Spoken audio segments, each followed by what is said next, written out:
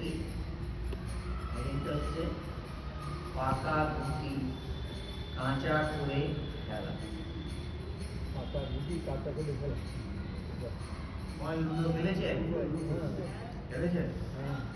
এখানে পাকা গুটি কাঁচা করে খেলা হয় জানে? সেটাই হেডিং। এর মানে কি? পাকা গুটি কাঁচা করে খেলা। অবতার পুরুষের ক্ষেত্রে এটা প্রযোজ্য। কেন প্রযোজ্য? অবতার পুরুষ তো পেকে গেছে, সেই জায়গায় সন্ধান তিনি পেয়েছেন, তাই না? পেয়ে বসে আছে, তিনি পাকা, গুটিটা পেকে গেছে, তার খেলার কথা না, কিন্তু তিনি খেলেন। তাদের সঙ্গে খেলেন, ভক্তদের সঙ্গে খেলেন। ভক্তরা এখনো কাঁচা,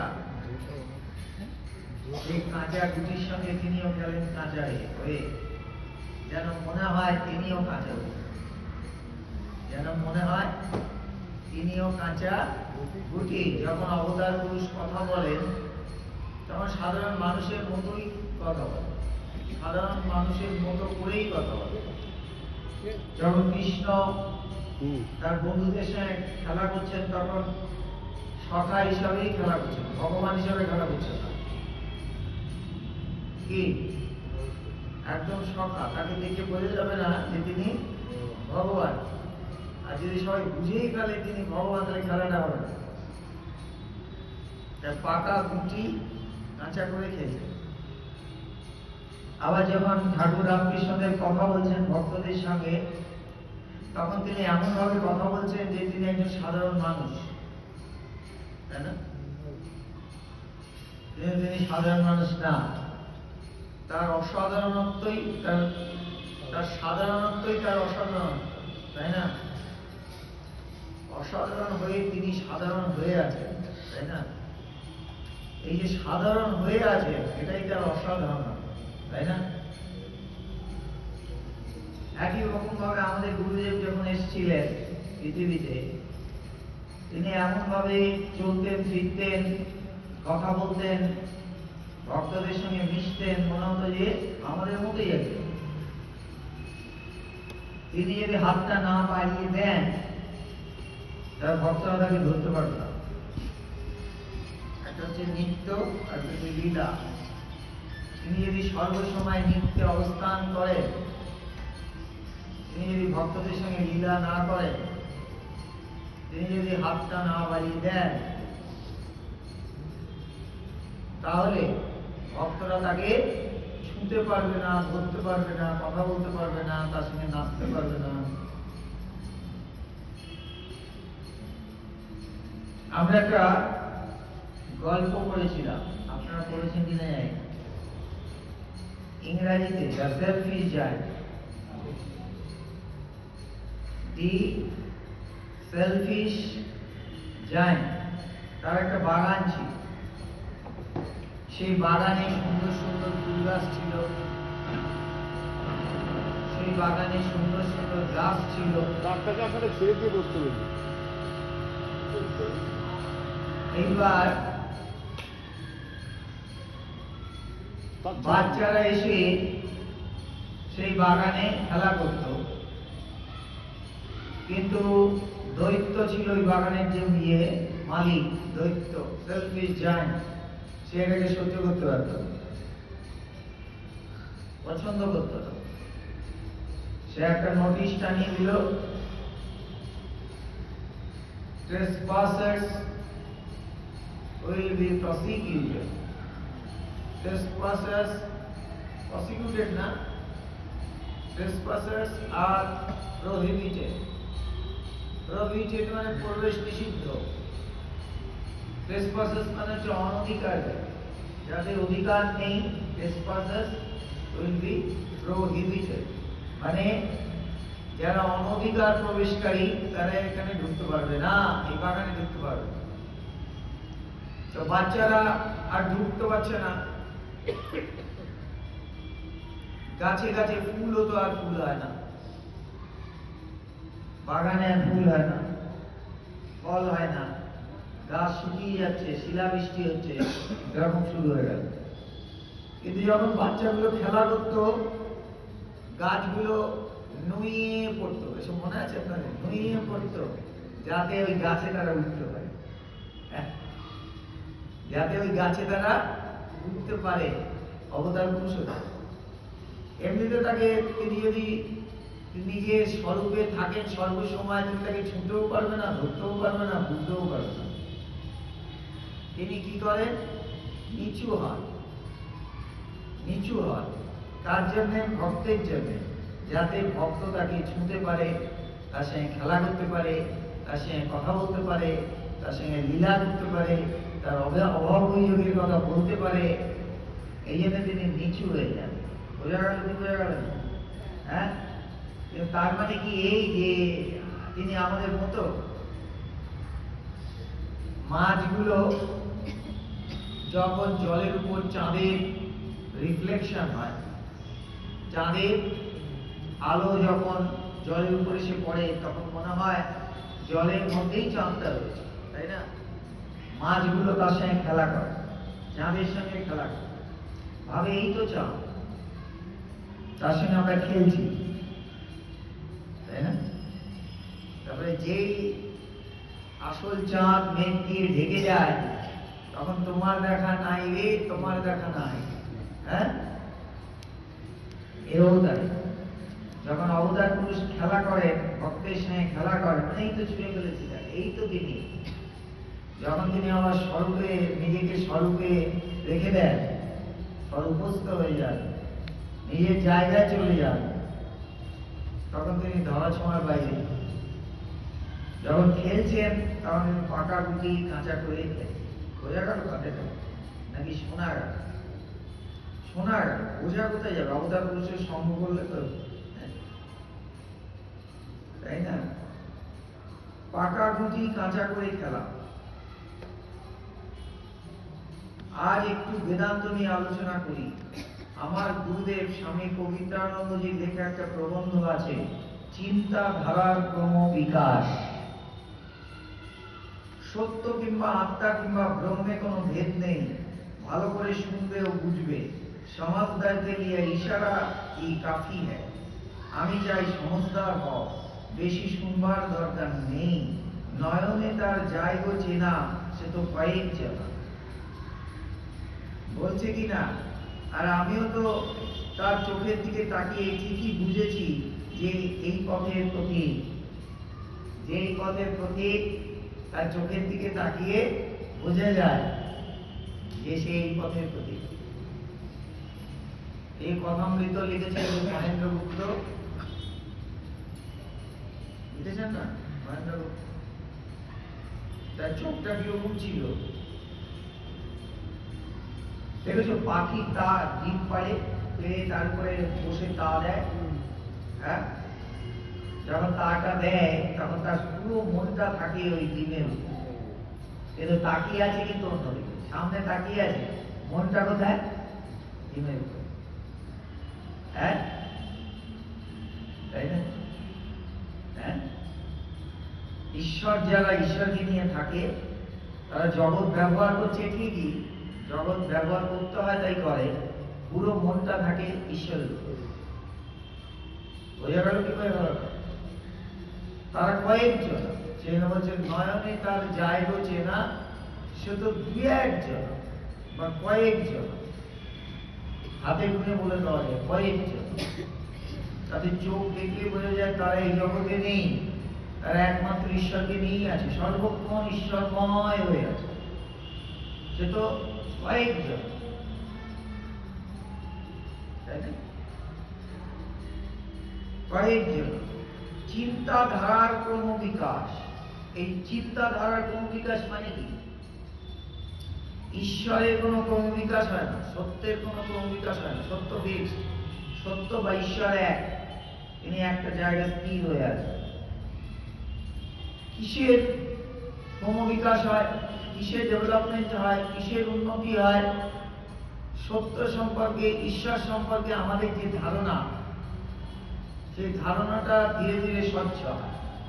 বোঝা গেল কাদের? আমাদের সত্য সম্পর্কে একটা ধারণা আছে না, ঈশ্বর সম্পর্কে একটা ধারণা করি আমরা, সেই ধারণাটা শুনতে শুনতে চিন্তা করতে করতে করতে পাল্টাতে থাকে আর স্বচ্ছ হয়, স্বচ্ছ হয়।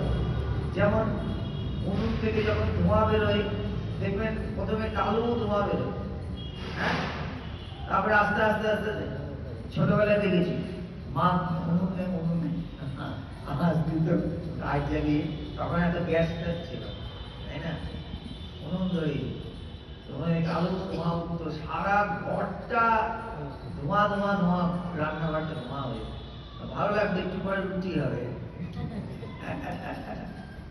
হ্যাঁ ভালো লাগতো, কি সুন্দর রুটি আর তরকারি, অথবা গুড় দিয়েই খেয়ে নিত। কি অদ্ভুত ছিল জীবনটা। তো কালো ধোঁয়া, তারপরে আস্তে আস্তে সাদা ধোঁয়া হচ্ছে, তাই না? ঠিক একই রকম ভাবে দেখবেন কল, যখন কল তৈরি হয়, কল পাইপ বসাচ্ছে না, হ্যাঁ, দুটো পাইপ বসাচ্ছে, তখন কাদা গোলা জল হচ্ছে, আরো পাইপ বসাচ্ছে আর একটু স্বচ্ছ, আরো পাইপ বসাচ্ছে আরো স্বচ্ছ জল উঠছে, তারপরে একসময় ক্রিস্টাল ক্লিয়ার জল জল বেরোচ্ছে, সেই জল খাওয়া যায়। প্রথমের জলই খাওয়া যায় না, কাদা গোলা জল খেয়ে নিতে পারবেন না আপনি? পারবেন? কাদা গোলা জল খাওয়া যাবে না, বসাতে হবে, পাইপগুলো বসাতে হবে, বসাতে বসাতে একসময় একদম স্বচ্ছ জল বেরোবে, তখন খাবে। এও দেয়, এও দেয়। এক পেক মদ খেলে নেশা হয় না, এক পেক মদ খেলে, আপনাদের মদ খেলে নেশা হয়, খেয়ে দেখো এক পেক মদ খেলে নেশা হয় না, তাই না? ঠিক একই রকম ভাবে এই যে গুরু বলছে, গুরুকে ঠিক বলছো, আমি তো ঈশ্বরকে নিয়ে ভাবছি, আমার কিছু হচ্ছে না কেন? হবে না তো। যতখানি ঈশ্বরকে নিয়ে ভাবলে তোমার ঈশ্বর সম্পর্কে ধারণা পাল্টে যায়, ততখানি ভাবছো না। বোঝা গেল কথাটা? তুমি ভাবছো, ঈশ্বরকে নিয়ে চর্চা করছো না, না না, ঈশ্বরকে নিয়ে চর্চা করছো, কিন্তু কতটুকু করছো? কতটুকু করছো? দুটো পাইপ বসানো, কাদা গোলা জল হচ্ছে, আরো পাইপ বসাতে হবে, তার মানে আরো গভীরে যেতে হবে, ঈশ্বরকে নিয়ে আরো গভীরে চিন্তা করতে হবে, তখনই ঈশ্বর সম্পর্কে তোমার যে ধারণা পাল্টাতে থাকবে। তোমার এখন যে ধারণা, প্রাইমারি স্কুলের ধারণা, এরপরের ধারণা হায়ার স্কুলের, হায়ার সেকেন্ডারি স্কুলের ধারণা, সেকেন্ডারি স্কুলের ধারণা, তারপরে হায়ার সেকেন্ডারি স্কুলের ধারণা, তারপরে কলেজের ধারণা, তারপরে ইউনিভার্সিটির ধারণা, তারপরে পিএইচডির ধারণা। এক ধারণা কি সবার? যে প্রাইমারিতে পড়ে তার যে জ্ঞান, ভালো করে ভাববে, হ্যাঁ, যে সেকেন্ডারিতে পড়ে তার জ্ঞান বেশি, যে হায়ার সেকেন্ডারিতে পড়ে তার জ্ঞান আরো বেশি, যে কলেজে পড়ে তার জ্ঞান আরো বেশি, যে ইউনিভার্সিটিতে পড়ে তার জ্ঞান আরো বেশি, যে পিএইচডি করছে তার জ্ঞান আরো বেশি। এও দেখ, তুমি ঈশ্বর চর্চা করছো না? তা ঈশ্বর চর্চা করছো, করছো, কিন্তু তোমার ধারণা যত এটা নিয়ে থাকবে, এটা নিয়ে যত যত থাকবে, যত চর্চা করবে। সারদা মা বলছেন, ফুল নাড়তে নাড়তে ফুলের গন্ধ বেরোয়, চন্দন ঘষতে ঘষতে চন্দনের গন্ধ বেরোয়। ঈশ্বরকে নিয়ে নাড়াচাড়া করতে থাকো, ঈশ্বরের কথা ভাবতে থাকো, যত ঈশ্বরকে নিয়ে ভাবতে থাকবে, যত ঈশ্বরকে নিয়ে নাড়াচাড়া করতে থাকবে, তত তোমার ঈশ্বর সম্পর্কে ধারণা স্বচ্ছ হয়ে যাবে। ঈশ্বর সম্পর্কে যে তোমার অস্বচ্ছ ধারণা আছে, সেই ধারণাটা ধীরে ধীরে স্বচ্ছ হয়ে যাবে। এই যে ধারণাটা স্বচ্ছ হচ্ছে, এই ক্রমবিকাশ হচ্ছে, ধারণার ক্রমবিকাশ হচ্ছে। এমনি মানুষের ক্রমবিকাশ তো হয়েছে, তোমরা জানো কিনা জানি না, বুঝছো? যে মানুষের এক একটা স্টেজ ছিল, তাই না? সেই স্টেজ থেকে মানুষ আস্তে আস্তে এই মানুষের পরিণত হচ্ছে, ক্রমবিকাশ হয়েছে। তাহলে ধারণারও ক্রমবিকাশ হয়। সেটা কি? ইনিশিয়াল স্টেজে যে অজ্ঞানতা পূর্ণ ধারণা ছিল ঈশ্বরকে নিয়ে, যে ঈশ্বর কোথায় থাকেন? ঈশ্বর আকাশে থাকেন, তাই না? আমাদের ধারণা কি? ঈশ্বর আকাশে থাকে, আকাশে থেকে তাকিয়ে আমি প্রণাম করছি। ঈশ্বর আকাশে থাকেন কিনা যাও না, গিয়ে দেখে আসো না, এই শূন্যের উপরে কি করে তিনি ঝুলে থাকবেন, তাই না? সম্ভব, তাই না? যাও দিয়ে দেখেছো ঈশ্বর আকাশে আছে কিনা? আছে? ঈশ্বর কোথায় আছে? তারপরে বললো, গুরু বললো ঈশ্বর ওখানে নেই। এরে ঈশ্বর ওখানে নেই, আছে ঈশ্বর ওখানে নেই। আমরা একটা কবিতা পড়েছিলাম, ধুলা মন্দির। দেখ দেখি তুই চেয়ে দেবতা নাই ঘরে। হ্যাঁ, দেখ দেখি তুই চেয়ে দেবতা নাই ঘরে, আছে না? কবিতাটা পুরো মনে নেই আর। রুদ্ধ দ্বারের দেবালয়ের কোণে কেন আছিস ওরে? দেখ দেখি তুই চেয়ে দেবতা নাই ঘরে, আছে না? দেবতা কোথায়? ঈশ্বর কোথায়? বলছে যেখানে মানুষ পরিশ্রম করছে, খাটছে। হ্যাঁ, আর স্বামীজি বলছেন ভালো করে জগৎ দেখো, ঈশ্বর দেখতে পাবে। কি কথা চিন্তা করে, ভালো করে জগৎ দেখো, ঈশ্বর দেখতে পাবে। এই ধারণার ক্রমবিকাশ হচ্ছে না, আকাশে নেই, এখানেই আছে, এখানেই আছে। তারপরে বলছি কি ঈশ্বর কোথায় আছে? বলছি ঈশ্বর তোমার মধ্যে আছে। বলছে না ঈশ্বর তোমার মধ্যে আছে, আছে না? ঈশ্বর ক্রমবিকাশ হচ্ছে, আরে আকাশে নেই, তোমার মধ্যে আছে। তারপরে বলছি ঈশ্বর তোমার মধ্যে শুধু না, ঈশ্বর সর্বত্র আছে। এই ক্রমবিকাশ হচ্ছে, ঈশ্বর শুধু তোমার মধ্যে না, সর্বত্র তিনি হয়ে আছেন, সব তিনিই হয়ে আছে। এই যে বসে আছেন, তিনি সব হয়ে বসে আছেন। ছেলে মেয়ে বলে কোনো কথা নেই, তিনি সব হয়ে বসে আছেন। বড়ি দেয় না, বড়ি বিউলির ডাল বেটে আগেকার দিনে হতো। এই শীতকালে মাঠটা আমরা কি সুন্দর ছিল তখন, একজন বিউলির ডাল বেটে বড়ি দিত, মারা বসে থাকতো, খুবই বলতো। আমরা মাঠে দস্যিপানা করে বেড়াতাম, আমাদের কাজ ছিল দস্যিপানা করে বেড়াতাম। এত শান্তমতি ছিলাম, এখন এসব হয়েছে, মোটি এরকম শান্ত ছিলাম। যাই হোক, তো বিউলির ডাল বেটে তারপরে নানা কিছু দিয়ে এত বড় একটা গামলায় এরকম করে নিয়ে এই এই এই এই করে বড়ি দিচ্ছে, দিচ্ছে না? হ্যাঁ, বড়িগুলো সব আলাদা আলাদা, তাকে পাটির উপরে দিচ্ছে কিংবা কাপড়ের উপরে দিচ্ছে, দিয়ে দিচ্ছে। হ্যাঁ, বড়িগুলো দেখতে হয়তো একটু অন্যরকম হতেও পারে, একটু বড় ছোট হতেও পারে। হ্যাঁ, কিন্তু প্রত্যেকটা বড়ির মধ্যেই তুমি বিউলির ডাল খুঁজে পাবে, পাবে কিনা? নাকি অন্য কিছু পাবে? পাবে তো। একই রকম ভাবে ওই এক একটা বড়ি বসে আছে, এক একটা বড়ি বসে আছেন না, এক একটা বড়ি দেখতে আলাদা, একটু একটু আলাদা, ছেলে কোনোটা মেয়ে, এসব দেখছেন তো। অ্যাকচুয়ালি সবই চৈতন্যেরই বই। পেছনে চৈতন্যই কাজ করছে, পেছনে তিনিই কাজ করে, তিনি সব হয়ে আছে। এমনকি জড় পদার্থ তিনি হয়ে আছে। এটাকে যাকে আমরা জড় পদার্থ বলছি, এটাও তিনি হয়ে আছে। সেজন্য বলছে জগৎ ঈশ্বরময়, ষড়বিংশতি তত, সব তিনি হয়ে আছেন, সব তিনি হয়ে আছে। যা কিছু দেখছো সব তিনি হয়ে আছে। এটা চিন্তাধারার একদম আরো ক্রম বিকাশ হলো। কোথা থেকে কোথায় চলে আসলো? হ্যাঁ, এই যে তোমার ঈশ্বর সম্পর্কে তোমার ধারণা পাল্টে যাচ্ছে, এটাই চিন্তাধারার ক্রম বিকাশ। সত্য কিন্তু পাল্টাচ্ছে না, সত্য আগের মতোই ছিল, সবই তিনি হয়েই ছিলেন। প্রথমে তুমি আকাশে ভাবছিলে, তারপরে তুমি তোমার নিজের মধ্যে ভাবছিলে, তারপরে তুমি সর্বত্র দেখছো। এই যে তোমার ধারণা পাল্টাচ্ছে, ঈশ্বর কি পাল্টাচ্ছে? ঈশ্বর আগে থেকেই সব হয়েই বসেছে, কিন্তু তোমার ধারণা আস্তে আস্তে আস্তে আস্তে ঈশ্বর সম্পর্কে পাল্টে যাচ্ছে। ঠিক একই রকম ভাবে চিন্তাধারা যেমন যেমন করে পাল্টে যাবে, ঈশ্বর সম্পর্কে তোমার ধারণা সেরকম সেরকম করে পাল্টে যাবে। স্বচ্ছ স্বচ্ছ হয়েই গেল, তুমি সামনে দেখতে পাচ্ছ, তিনিই দাঁড়িয়ে আছেন, অন্য কেউ দাঁড়িয়ে নেই। মুচকো গায়ে ধুলো বন্ধু মায় তো দেবে পাস, সব সময় তিনি চারপাশে রয়েছেন, সর্বত্র তিনি ছড়িয়ে আছেন। এটা তুমি দেখতে পাবে।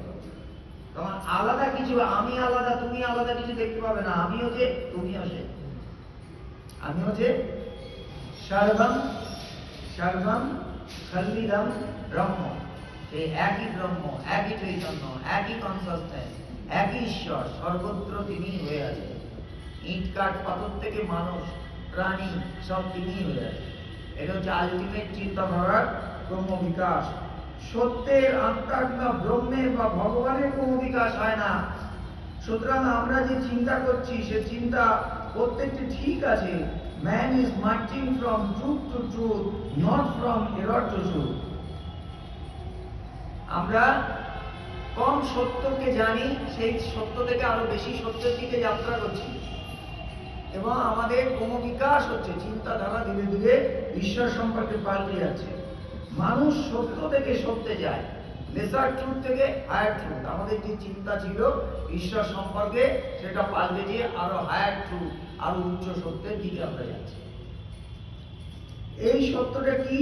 সত্য হচ্ছে পরম ব্রহ্ম, তাকে বলা যাবে না, মুখ দিয়ে তাকে বলা যায় না। তাহলে এই যে বলা হচ্ছে, বলা হচ্ছে কিন্তু বোঝানো যাচ্ছে না। রসগোল্লা সম্পর্কে অনেক কিছু বলা যায়, কিন্তু রসগোল্লা কি সেটা খেয়ে বুঝতে হবে। ঠিক একই রকম ভাবে ঈশ্বর সম্পর্কে অনেক কথা বলা যাবে, ঈশ্বর কি উপলব্ধি করে বুঝতে হবে। কি বললাম? ঈশ্বর সম্পর্কে অনেক কথা বলা যাবে, এই যে ঘন্টার পর ঘন্টা ঈশ্বর সম্পর্কে নানা কথা হচ্ছে, কিন্তু বোঝানো যাচ্ছে না কথা দিয়ে। কেন বোঝানো যাচ্ছে না? কেন?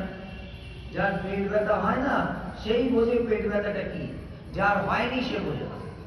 বোঝা গেল কথা? আমার যখন পেট ব্যথা করবে না, তখন আমি বুঝবো পেট ব্যথা কাকে বলে। বুঝেছ? যার হয়নি, পেট ব্যথাটা যার হচ্ছে না, সে বুঝবে না। এই একই রকম ভাবে যে ঈশ্বরকে লাভ করেনি, যে ঈশ্বরকে অনুভব করেনি, তাকে বোঝানো যাবে না ঈশ্বর কি। এমনি গল্প বলে যাচ্ছি, গল্প বলা যাবে, কিন্তু বুঝবে কখন? যেদিন তাকে রিয়েলাইজ করবে, অনুভব করবে, তাকে দেখবে, কথা বলবে, সেই দিন তুমি তাকে বুঝবে যে ঈশ্বর কি।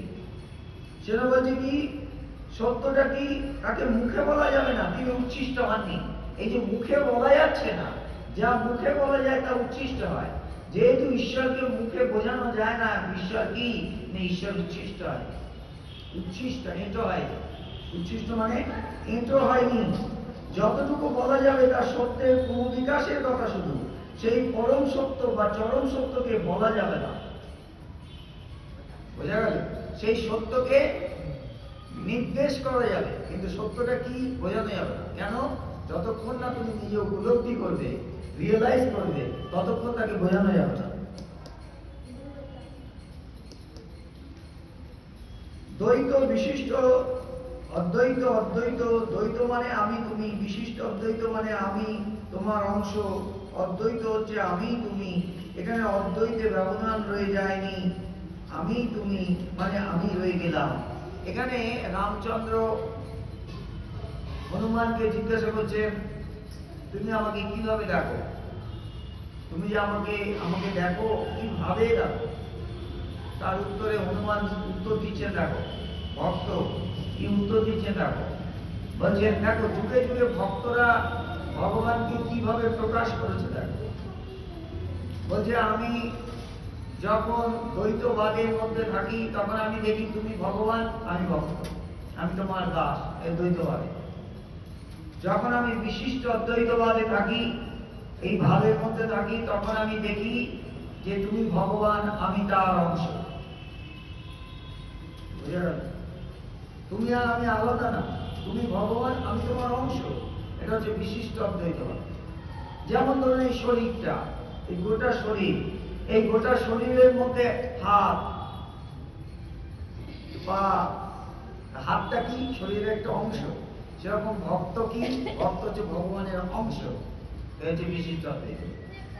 আর যখন আমি অদ্বৈতবাদের মধ্যে থাকি, তখন আর ভাব দেখতে পাই না, ভেদ দেখতে পাই না, তখন তুমি আমি, আমি তুমি, তুমি আমি, আমি তুমি। যে ওই জন্য বলছে, এ বড় কঠিন ঠাই গুরু শিষ্যে দেখা নাই। অদ্বৈতবাদ হচ্ছে তাই, এ বড় কঠিন ঠাই গুরু শিষ্যে দেখা নাই, তখন সব একাকার দেখা। গুরু তো জানেই আমি চৈতন্যময় সত্তা, শিষ্য আবিষ্কার করে বা শিষ্য রিয়েলাইজ করে আমিও সেই চৈতন্যময় সত্তা, তখন চৈতন্য এক হয়ে গেল গুরু শিষ্যে। সেটা বলছে গুরু শিষ্যে দেখা নাই, এ বড় কঠিন ঠাই। কিন্তু হনুমান বলছে যে আমি যখন অদ্বৈত ভাবের মধ্যে থাকি, তখন দেখি তুমি আমি, তুমি আমি এক, আমি তুমি, তুমি আমি। কি কথা বলছি মনে রাখবে, দ্বৈতবাদে যখন থাকি তখন তুমি ভগবান, আমি ভক্ত। যখন বিশিষ্ট অদ্বৈতবাদে থাকি, তখন তুমি ভগবান, আমি তার অংশ। যখন অদ্বৈত ভাবের মধ্যে থাকি তখন তুমি আমি, আমি তুমি, তুমিও যা আমিও তা, আমিও যা তুমিও তা। একটু আগে বলছিলাম না সবই সেই চৈতন্যেরই বলি, তখন তাই।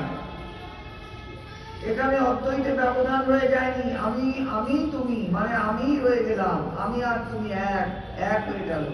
কিন্তু এর উপরে যেটা সেটা মতবাদ নয়, সেটা হচ্ছে পরম ব্রহ্ম। সেখানে কিন্তু একও নেই, দুইও নেই। এখানেই কিন্তু জ্ঞানের চরম উত্তরণ হচ্ছে। আমরা সত্য থেকে সত্যে যাচ্ছি।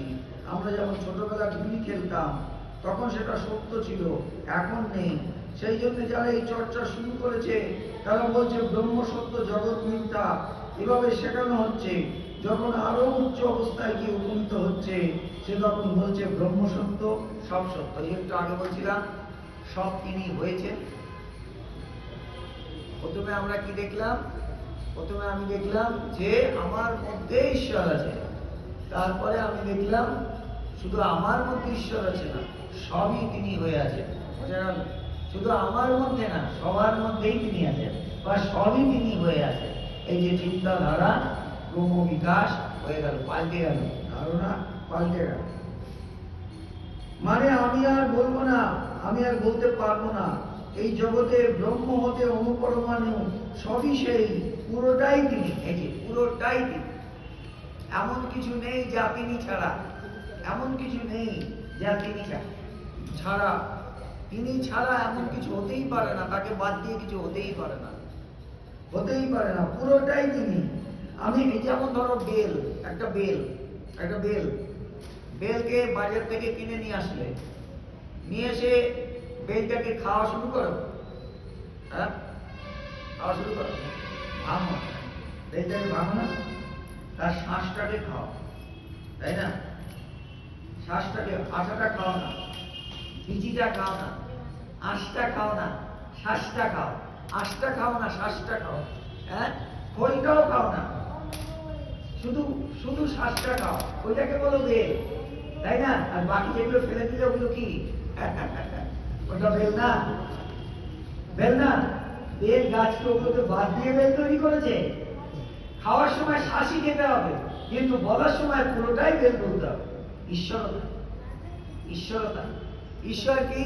যে গরু, একটা গরু, ভালো করে শুনবেন, খুব ইম্পর্টেন্ট কথা বলছি। একটা গরু, একটা গরুকে তুমি দেখলে, হ্যাঁ দেখলে তো, তার শিংটা সেটাও গরু, লেজটা ওটাও গরু, পাটা ওটাও গরু, পেটটা ওটাও গরু, কানটা ওটাও গরু। কিন্তু এগুলো কোনো জায়গা থেকে দুধ পাওয়া যাবে না, দুধটা বাড়িই পাওয়া যাবে, ঠিক আছে? ওখানে তিনি বিশেষভাবে আছে। কিন্তু গোটা থেকে একসঙ্গে মিলে বলতে হবে গরু, ঠিক একই রকম ঈশ্বরতাই, পুরোটাই তিনি। এমন কোনো জায়গা নেই, কিছুকে বাদ দেওয়া যাবে না যেখানে তিনি নেই, তার অনুপস্থিতি আছে, এরকম কোনো জায়গা নেই, সর্বত্র তিনি। যেটা বলে না যে তুমি ঘরের মধ্যে বসে বাইরে চিন্তা করো না, বলতাম বলি না আমি, কারণ সেখানেও তিনি, গুহার মধ্যেও তিনি, জঙ্গলের মধ্যেও তিনি, সমুদ্রের নিচেও তিনি। এমন কোনো জায়গা নেই তিনি ছাড়া, তিনি ছাড়া কোনো জায়গা নেই। সুতরাং তুমি এমন কোনো জায়গা পাবে না যেখানে ভগবান ছাড়া। আমি এখানে বসে কথা বলছি, আর যে বলছে না আমি কথা বলছি, আপনারা কথা বলছেন না, তাই বলছে ভগবান। যারা বলছে না কিন্তু marching from truth two truth, তাহলে আপনারা শুনছেন কেন? বলছে সত্য থেকে আরো উচ্চ সত্যের দিকে যাত্রা করছে, ওই একই দিকে যাত্রী সবাই। সুতরাং যিনি এটা জেনেছেন যে আমরা একই পথের প্রতি, আমরা সেখানেই যাচ্ছি এবং তিনি আমাদের নিয়ে চলেছেন, তিনি হচ্ছেন জ্ঞানী। আর যে এটা জানে না সে হচ্ছে অজ্ঞানী। যে জেনেছেন তাকে সে জ্ঞানী, যে তাকে জানেনি সে অজ্ঞানী। অজ্ঞানী সেও কিন্তু অজান্তে সেখানেই যাচ্ছে। একদিনই জানবে এই পৃথিবীতে যে ঈশ্বর চর্চা করে না, বা ঈশ্বরকে মানে না, বা ঈশ্বরকে অবিশ্বাস করে, সেও মুক্তির দিকেই এগিয়ে চলেছে। এই কথাটা শুনে রাখবে। আমরা ভাবি যে যারা ঈশ্বরকে মানে, যারা ঈশ্বরকে বিশ্বাস করে, তারাই শুধু মুক্তির দিকে এগিয়ে চলেছে, আর যারা ঈশ্বরকে মানে না, অবিশ্বাস করে, তারা মুক্তির দিকে এগিয়ে যায় না, আর তারাও মুক্তির দিকে এগিয়ে চলেছে। সেজন্য বলছে জানতে হোক অজান্তে হোক, সেজন্য স্বামীজি বলছেন কালে কীট পতঙ্গ পর্যন্ত মুক্ত হয়ে যাবে। একজন জিজ্ঞাসা করছে আমি কবে মুক্ত হব, তখন স্বামীজি বলছেন তুই কি রে, কালে কীট পতঙ্গ মুক্ত হয়ে যাবে। বলছে তাহলে যারা ঈশ্বর বিশ্বাস করে তাদের লাভ কি? তাদের কি লাভ? যদি সবাই মুক্ত হয়ে যায় তুমি শিগগিরই হয়ে যাবে, তোমার অত ঘা খেতে হবে না, অত কষ্ট সহ্য করতে হবে না। তোমাকে এখান থেকে বলে দাও, তুমি একজনকে জিজ্ঞাসা করলে তুমি হাঁটছো, তুমি জানো না, কি জানো না যে দক্ষিণেশ্বর কোন দিকে, তুমি জানো না, তাই না? তুমি জানো না, তুমি কোন দিকে হাঁটছো, ওই দিকে হাঁটছো। দক্ষিণেশ্বরে যাওয়ার জন্য এইখান থেকে বেরিয়ে ওই দিকে হাঁটছো, ডানলপের দিকে চলে যাচ্ছে দক্ষিণেশ্বরে যাওয়ার জন্য। হ্যাঁ, ডানলপের দিকে যাচ্ছ, তো তুমি অনেক দূর ওই দিকে চলে গেছো। যে আবার জিজ্ঞাসা করছে দক্ষিণেশ্বর কোন দিকে, সে বলছে আরে দক্ষিণেশ্বর ছাড়িয়ে তো আপনি এসছেন, আর যেদিক থেকে এসছেন সেদিকে না, সেও দক্ষিণেশ্বরে পৌঁছবে একদিন। কিন্তু যদি তুমি এখান থেকে বেরিয়েই জিজ্ঞাসা করতে আছো দক্ষিণেশ্বর কোন দিকে, সঙ্গে সঙ্গে কেউ একদিন বলে দিত আরে এখানেই তো দক্ষিণেশ্বর, একটু উল্টো দিকে হাঁটলেই দক্ষিণেশ্বর। ঈশ্বর চর্চাও তাই। গুরুকে তুমি যখন জিজ্ঞাসা করবে ঈশ্বর ঈশ্বর করে পাগল হবে, গুরু তোমাকে ঈশ্বরের হাতটা ধরিয়ে দেবে। এবার যদি তুমি বোঝো তিনি গুরু ঈশ্বর, তা তোমার হয়েই গেল, বুঝে গেল খুব তাড়াতাড়ি। আর নাহলে তুমি মুক্তি তোমার একদিন হবেই, ভুল পথে দেরিতে মুক্ত হবে। ঠিক আছে?